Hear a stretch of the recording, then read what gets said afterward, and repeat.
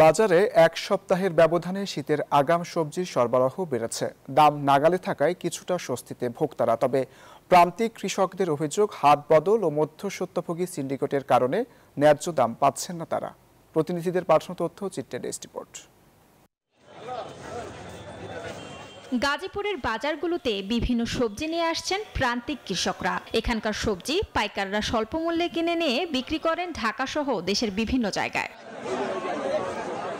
গত সপ্তাহের তুলনায় এখন সবজির দাম অনেকটাই নাগালে। বিক্রেতারা বলছেন, সরবরাহ বাড়লে দাম আরো কমে আসবে। আমরা সবজি সংগ্রহ করে আপনার ওই শেখপাড়া, বৃত্তিপাড়া। হাত বদলের কারণে বাংলাদেশে প্রত্যেকটা সবজির দামই আপনার হয়।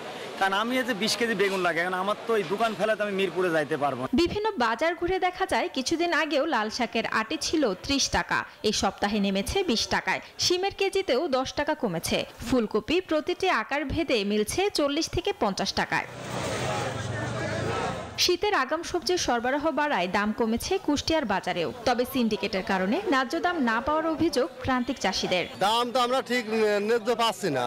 আমরা যে 2000 টাকা মন দাম চাচ্ছি, 1400-1500 টাকা মন বলছে। এই যে এখান থেকে 10 টাকা কেজি বেচলে কি হয়? তুলাজনের দামও তো হয় না। প্রান্তিক কৃষক আর ভোক্তাদের দাবি, মধ্যস্বত্বভোগী ব্যবসায়ী ও ফরিয়াদের দৌরাত্ম্য রোধে কঠোর ব্যবস্থা নেওয়া হোক। Desk report, news 24।